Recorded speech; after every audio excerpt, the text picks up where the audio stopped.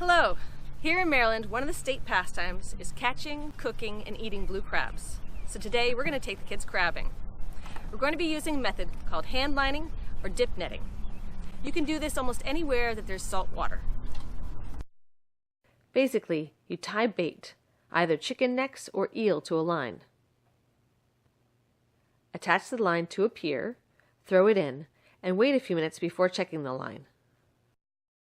If you pull the line slowly, the crabs will stay clamped onto the bait, giving you time to catch them in a net. Metal nets like this one work best. If they get too close to the surface, the crabs will see you and let go.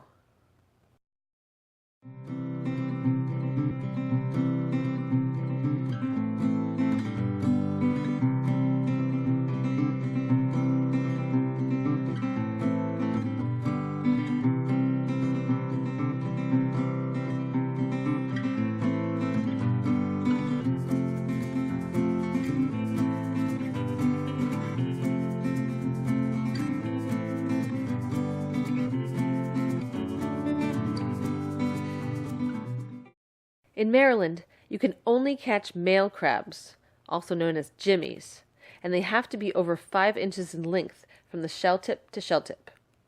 The females are called sooks, and you can tell the difference by their apron, which is on the underside. Put the crabs that you're keeping in a bucket or cooler and cover that with a towel to protect them from the heat of the sun. Don't add any water in because this could kill them. I know it doesn't sound right, but just trust us here. During this activity, you will spend a lot of time in the sun. Don't forget to apply sunscreen liberally. Also bring hats, polarized sunglasses to help you see better in the water, and something to sit on while you're waiting. Maybe a book to keep the kids occupied. Crabbing is kind of like fishing. There's a lot of waiting around. If you want to use traps or crab pots, you will need to purchase a recreational crabbing license in the state of Maryland. So check your local laws.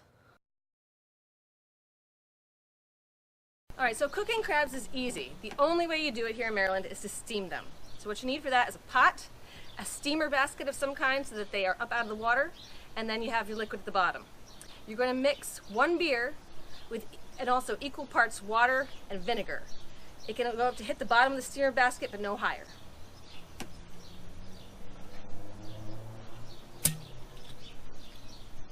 Got our beer.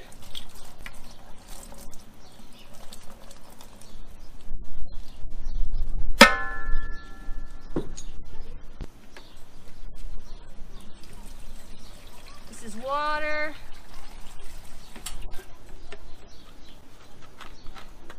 And some vinegar.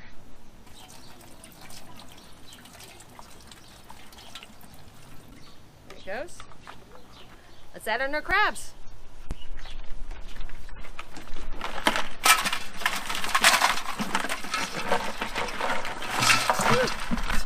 All right.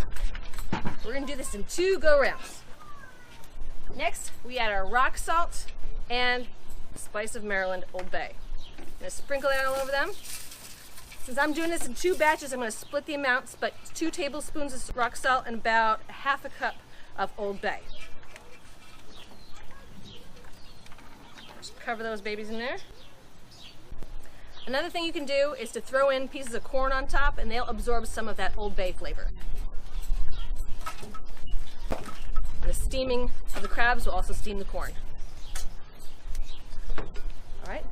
Finally, you cover this, you bring it to a boil, and then you steam it for 30 minutes.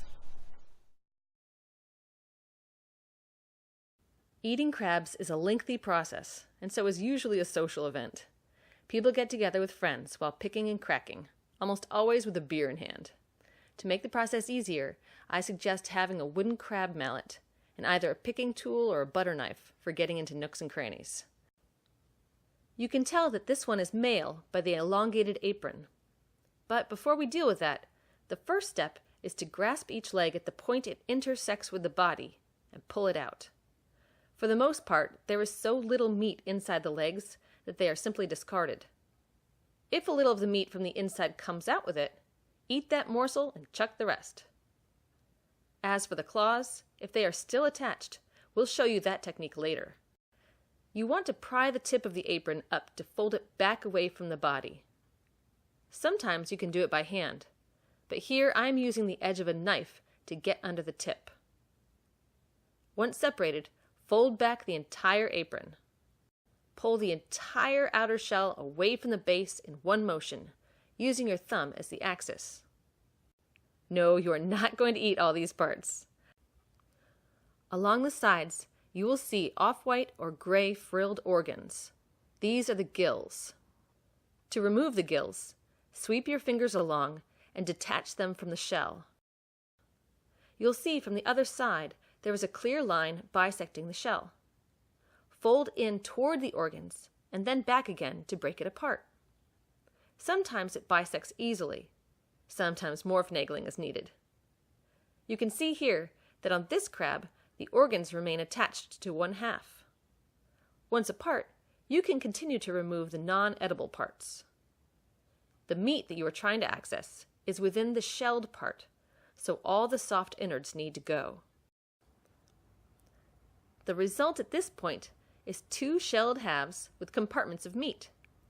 Take one of the pieces, and this is where we're going to have again. Grasp on both sides and crush toward the center. Then pull away to open it and expose the compartments. This particular crab did not separate easily, but now the picking really begins. The yellow that you see is part of a gland in their digestive tract, usually referred to by people as the mustard. It is edible and has a strong flavor that some consider a delicacy. Here is side 2. Use the same process of crush and separate. Using your fingers or a tool, pull out hunks of lump crab meat. These are the yummy bits of crab. Don't forget about your claws. The claw has one stationary side, and the other side hinges back and forth. Take this hinge and pull it all the way back and out. Sometimes this pulls out meat, but in this case only the fibrous appendage came out, leaving the meat inside. Now it's hammer time. I pulled the segments apart further and mashed the shell with a mallet. Try and just crack it instead of shattering it like I did here. Then you can access the meat inside. Thanks again for joining us on another adventure. We hope this has been informative for you. Remember to press the like button, and we'd love for you to subscribe. Enjoy your crabs and all your summer fun, and keep on life trekking.